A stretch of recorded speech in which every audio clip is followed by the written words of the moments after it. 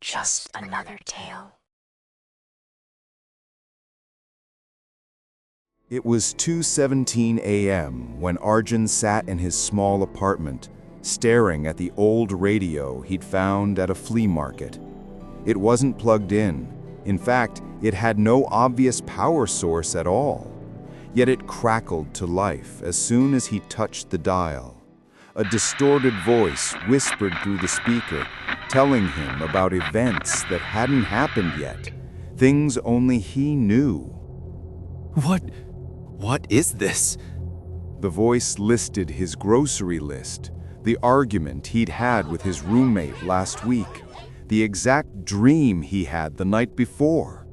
Arjun tried to turn the dial, to change the station, to unplug it. Nothing worked. The voice continued, softer now, almost coaxing. You can't leave. Not yet. I'm still watching.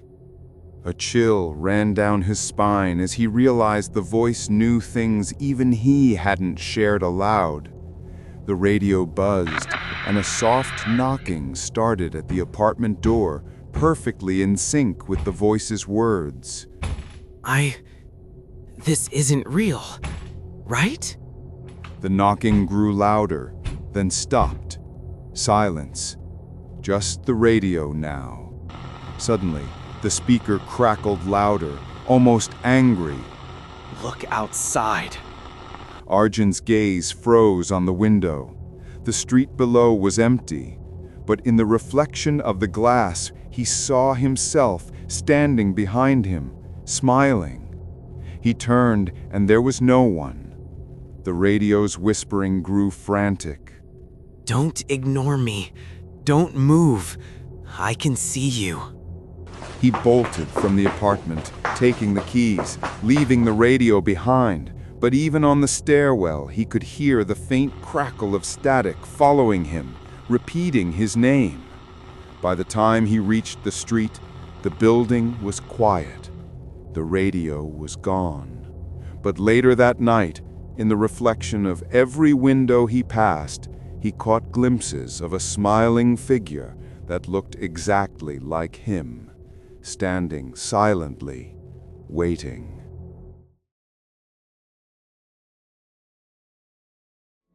It was a rainy night when Samir boarded the nearly empty city bus. Most passengers had gotten off hours ago, leaving only a few scattered figures in the dimly lit seats.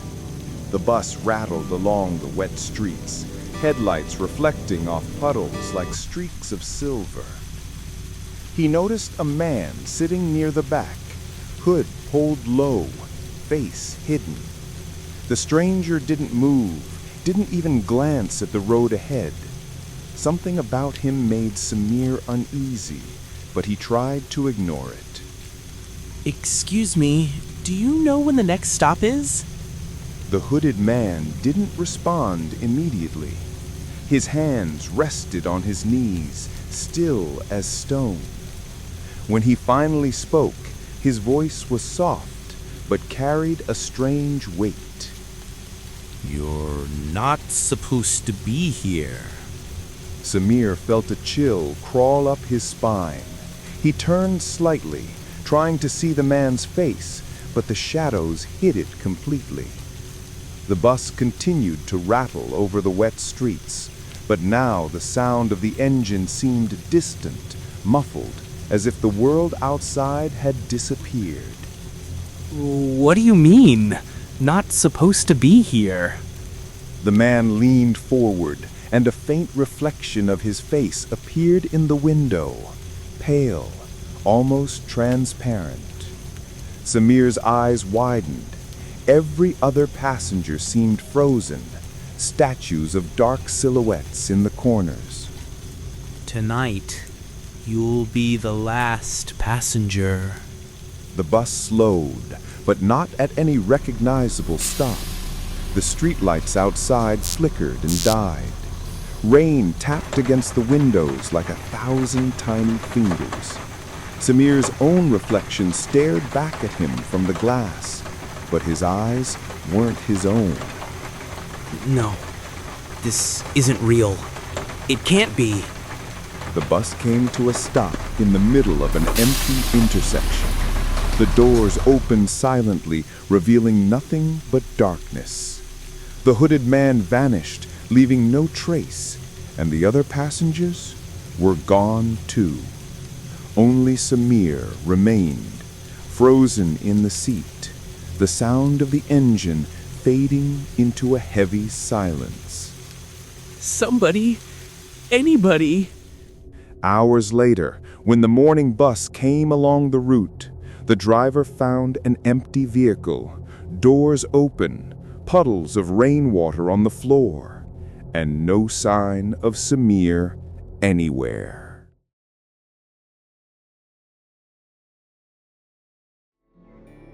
It was past midnight when Zara returned to the office to grab some forgotten files. The elevator doors closed behind her, and she pressed the button for the 12th floor. Halfway up, the elevator shuttered and stopped. The lights stayed on, but the display panel flickered, showing a floor number that didn't exist. Okay, what's happening? Why isn't it moving? Hello? Zara? Are you there? Ravi? Yes, I'm stuck in the elevator. Don't panic. Let's check the emergency system. Zara pressed the emergency button, and a calm, mechanical voice answered with strange precision, repeating exactly what she had just said, word for word, before she had even spoken. Wait, did you hear that? It repeated me. Yes, stay calm. This isn't normal. The elevator jolted but didn't move. Then each button panel lit up sequentially, not with numbers, but with words. Stay, listen, follow. This is impossible. What do I follow? A soft humming filled the elevator, vibrating through the floor. The air grew thick, almost tangible, as if the space itself was aware of her presence. I don't know. I can't see anything changing. Then the emergency speaker whispered her name, not Ravi's voice, not the mechanical one, but a calm, knowing voice that seemed to understand her thoughts. No, this can't be real. The elevator remained still, silent except for the low hum. A panel lit up. Only answer what is asked. What do you want me to answer?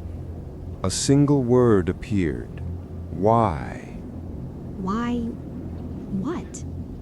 The hum pulsed. The panel blinked. Why are you here? I'm here to get files. That's all. The panel blinked again. Then, slowly, the elevator doors opened, not to the lobby or any floor she knew, but into an empty, featureless corridor.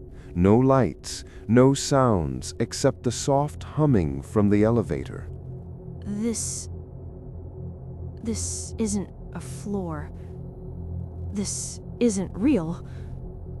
A door appeared at the end of the corridor. It was plain, white, with no handle, yet somehow Zara knew she had to walk toward it. With each step, the hum grew louder, vibrating inside her chest, and she felt observed, though she couldn't see anyone. I don't know why I'm doing this. The door seemed to pulse with a faint glow. Zara reached out and pressed her hand against it. The moment she touched the surface, the hum stopped. The corridor faded, replaced instantly by the elevator interior. I'm back. The elevator lights stabilized. The panel now showed the correct 12th floor. The hum was gone. But when Zara looked at the display again, she noticed a tiny blinking word in the corner. Remember. What do I have to remember? No answer came, only the quiet whir of the elevator and the faint lingering sensation that whatever had spoken to her was still waiting somewhere in the spaces between floors.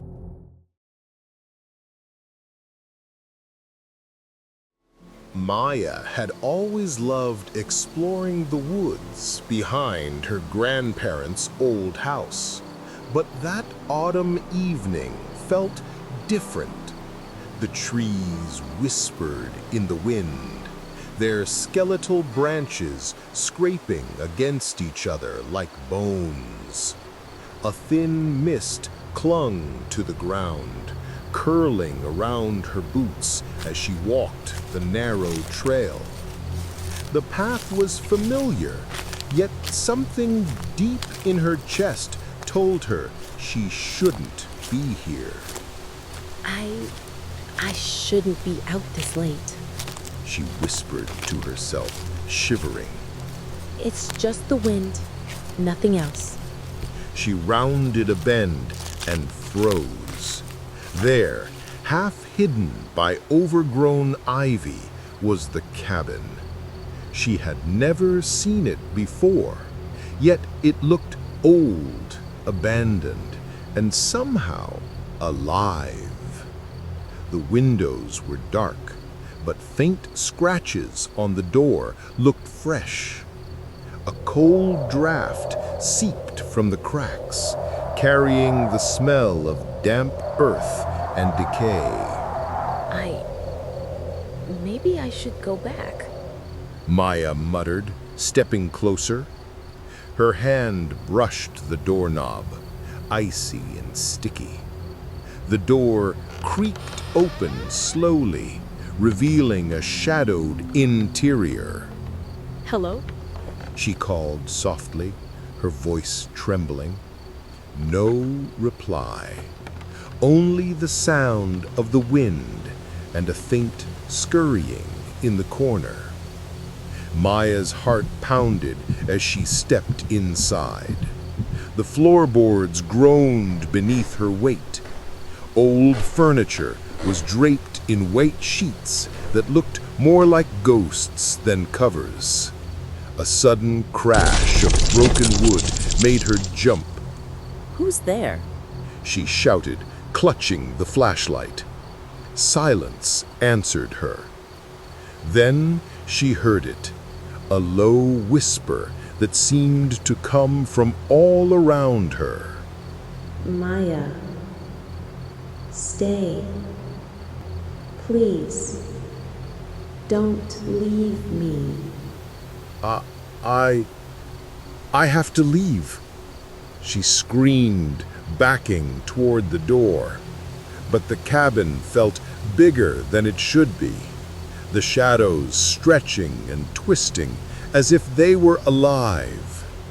She tripped over something cold on the floor, her flashlight spinning and casting wild, fleeting images across the walls. No, please don't go. Finally, she burst out into the night, the cabin's door slamming shut behind her with a force that rattled the trees. Gasping, trembling, she didn't look back as she ran through the misty woods. Even from a distance, she could feel eyes watching, patient and waiting, as if the cabin itself had claimed her presence for the night.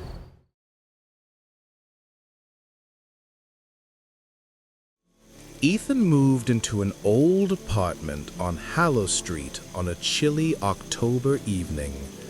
The fog rolled thick through the streets, curling around the dim street lights like ghostly fingers. The building looked ordinary in daylight, but at night the silence was unnatural, heavy.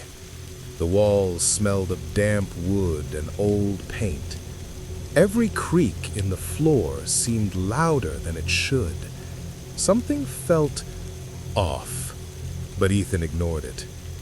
That night, as rain patted against the windows, he noticed a door in the hallway he hadn't seen before.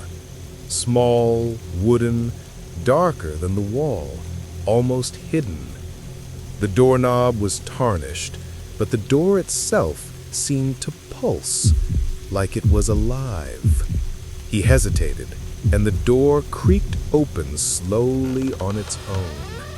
A narrow staircase spiraled downward into darkness, carrying a cold draft that smelled faintly metallic. Shadows moved unnaturally along the walls, and a faint whisper echoed from below. I hope this place is quiet. Nothing bad can happen here, right?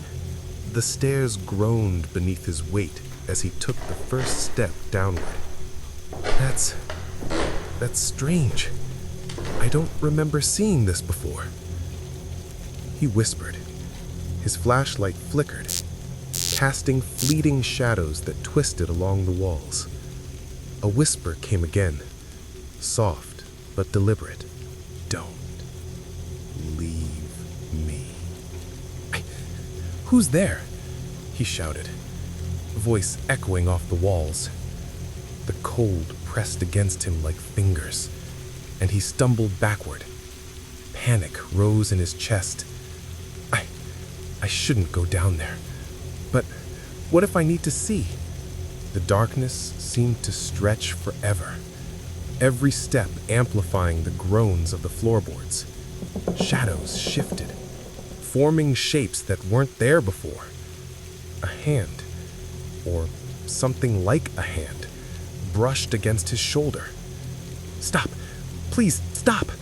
He gasped, turning toward the staircase. Finally, he burst through the door at the top of the stairs. The hallway was empty. The mysterious door had vanished. The air still felt heavy, oppressive, like something unseen was watching him from just beyond his vision. I made it out. I don't ever want to come back here. Even now, late at night, people walking past the building report a faint light flickering in the top floor window.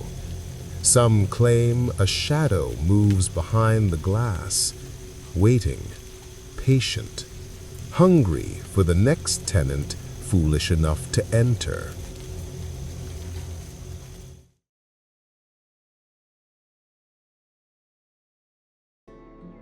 Ben was the only security guard on duty at the Kronos Archive, a sprawling facility that stored old corporate and government records. His job was simple: do hourly patrols and watch the cameras. At 2:17 a.m., the motion sensor in the closed stack vault, a section sealed for decades, alerted.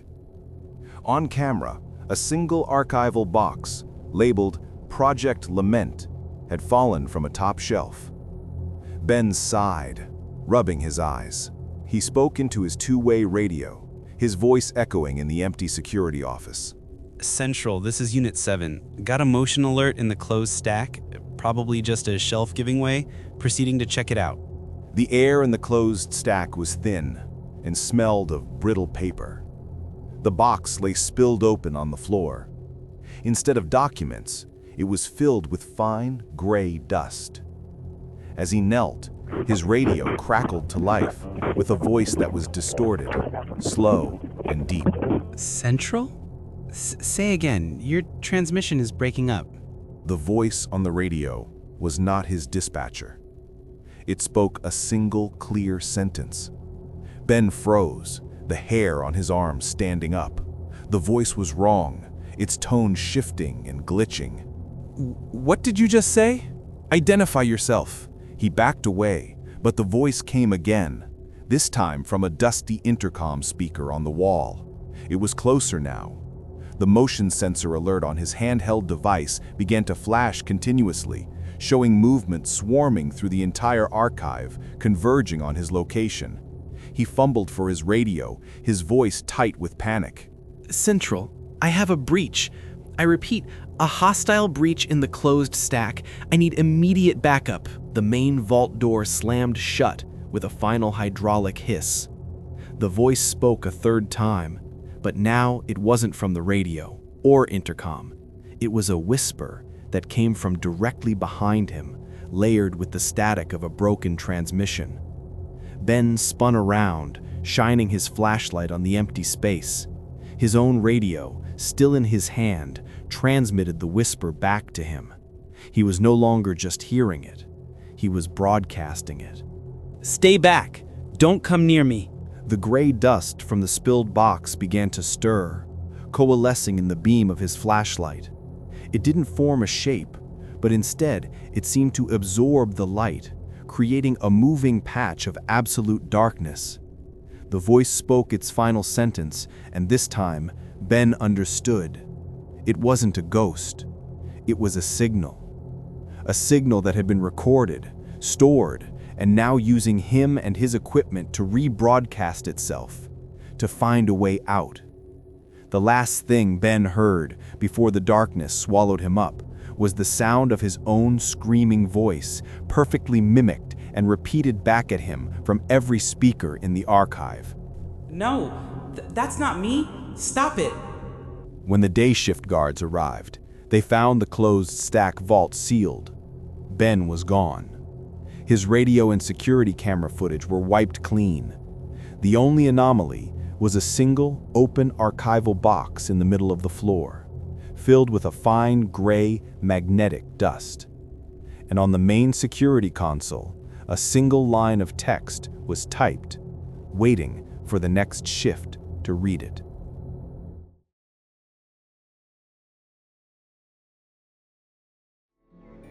Lena was a night shift nurse covering a single 2-week stint at the abandoned St. Martha's Hospital, a temporary assignment while her main facility was being renovated. The building was scheduled for demolition, and her job was merely to be a legal presence. On her third night, she heard it, the faint, rhythmic sound of a child's ball bouncing. It came from the sealed-off children's ward on the 7th floor. She stood at the bottom of the stairwell, listening. The sound was clear and persistent. She spoke into her walkie-talkie, her voice a hushed mix of duty and unease. Security, this is Nurse Petrova. I'm hearing noises from the 7th floor. Could we have a trespasser? A burst of static was her only reply. The bouncing stopped. Then a small, clear voice called out, not in fear, but in a playful sing-song. Lena, come find me. Her blood ran cold. No one knew her name here. She climbed the stairs, her flashlight beam cutting through the oppressive darkness. The door to Ward 7 was slightly ajar, a heavy chain lock hanging broken. Pushing it open, she saw a single, pristine hospital room at the end of the hall, light spilling from its doorway. The rest of the ward was in ruins. Hello? Is someone in here? This area is unsafe. She entered the clean room. It was a perfect replica of a 1980s hospital room, untouched by dust or decay. In the center of the floor sat a red rubber ball. A small figure stood in the corner, facing the wall. It began to turn, slowly. Lena's professional demeanor shattered into pure terror. Stay where you are.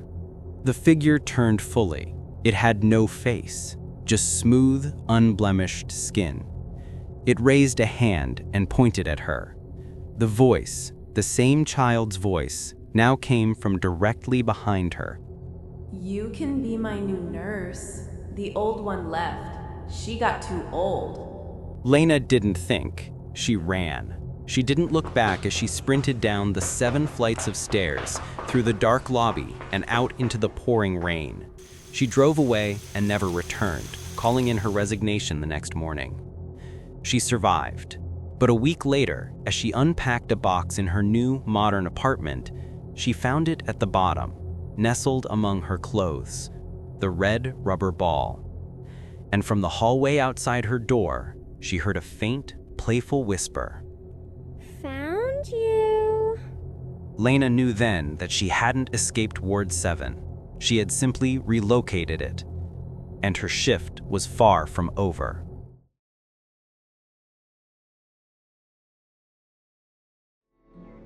Mark and Chloe had just moved into their new home with their 4-year-old daughter, Lily. One morning, Chloe found a child's drawing taped to the refrigerator.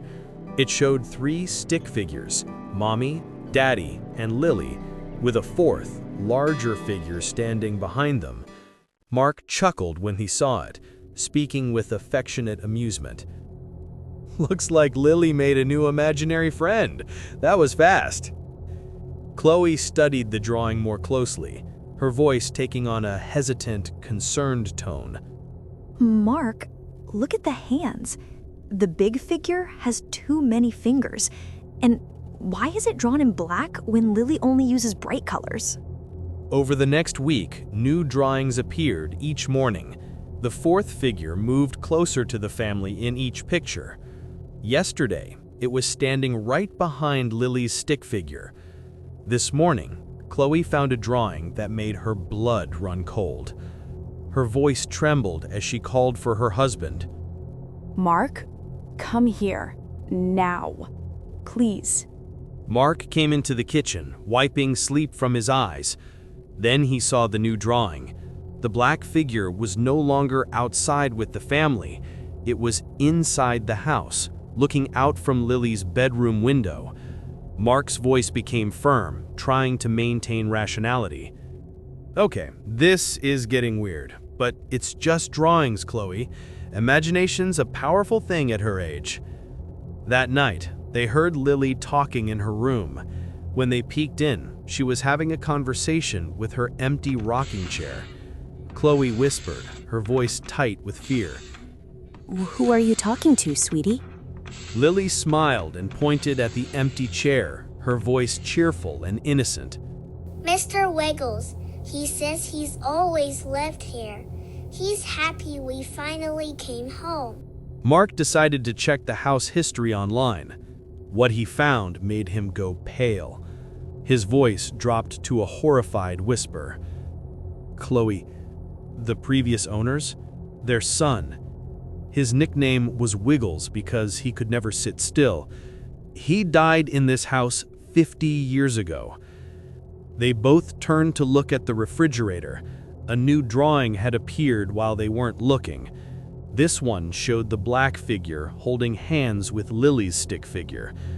And from Lily's room, they heard the rocking chair slowly creaking back and forth. It's been rocking for 3 hours now. They're sitting in the kitchen watching it through the monitor, afraid to open her door.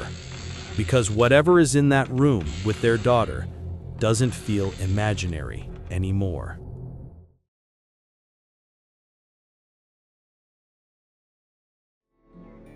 The 11:15 p.m. metro to Ravensbridge was always near empty, but tonight Eliza was the only soul in the carriage. She was returning from a double shift, her body aching with exhaustion. The train rattled into a long, unlit tunnel between stations, plunging her into darkness. The familiar clatter of wheels faded into an unnerving silence. The lights inside the carriage flickered once, then died, leaving her in pitch black. Great. Just what I needed. A power failure.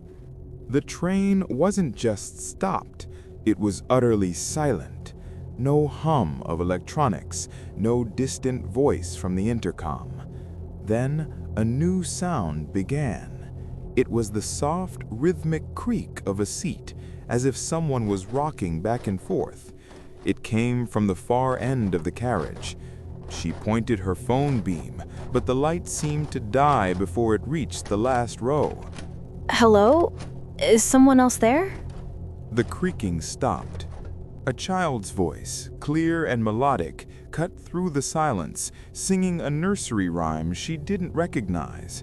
The words were about a train that never reached its station. A cold draft swept through the carriage, carrying the smell of damp earth and rust.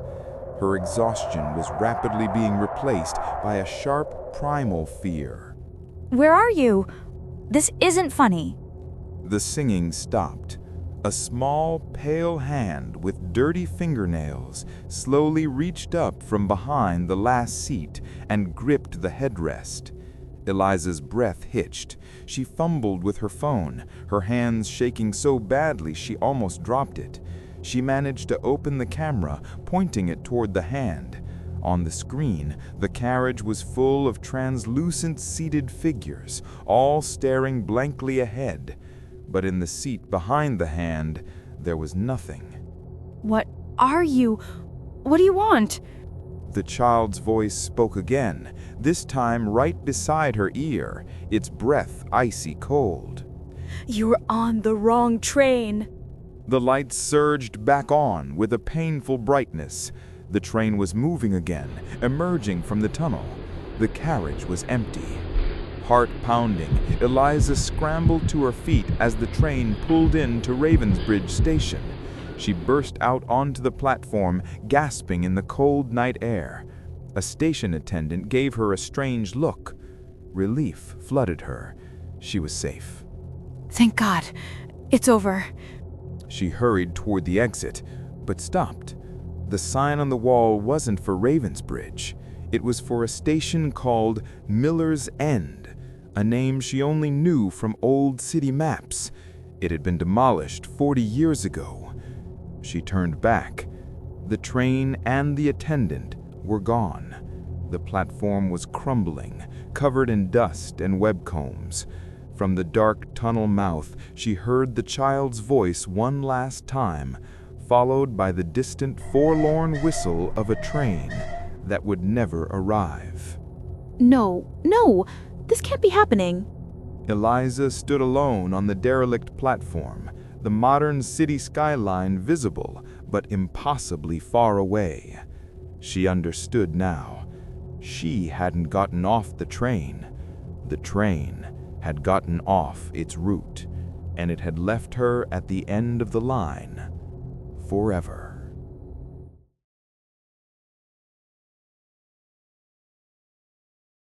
Rhea had always been meticulous about her morning routine. Every day, she would brush her teeth, wash her face, and stare into the bathroom mirror for a few moments, adjusting her hair and clothes. But this morning felt different. The mirror fogged, even though the bathroom was cold and dry. A faint whisper reached her ears, soft and almost familiar. She froze, unsure if it was coming from the air or inside her head. "Rhea, look at me." The voice was unmistakable. It sounded like her own, but slower, deeper, almost cruel. She blinked, and the reflection in the mirror didn't move exactly like she did. "Why don't you see me?" Rhea leaned closer, squinting at the reflection. Her mouth was moving, repeating words she hadn't spoken yet. The whispered voice was now clearer, but it didn't match her actions. "Stop pretending. You know I'm here." Cold sweat ran down her back. She tried to step away, but the reflection remained perfectly still, watching her with a calm intensity she'd never seen in her own eyes. "You think you control me, but I control you." The lights flickered. Shadows stretched unnaturally across the walls. Rhea's heartbeat thundered in her ears as the reflection smiled when she wasn't smiling. It opened its mouth before she did, speaking words she had no intention of saying. "Forever, we are one." Rhea reached out to touch the mirror. The moment her fingertips brushed the mirror, the reflection stepped forward, not staying behind the surface. It spoke with her exact voice, yet she couldn't move, couldn't speak, trapped in her own body while the reflection smiled with satisfaction. When the lights were turned to normal, Rhea was alone. Or at least, she thought she was. From that day onward, whenever she looked in a mirror, the reflection sometimes didn't mimic her perfectly. Sometimes it smiled first. Thank you for tuning in, and we will meet again with just another tale.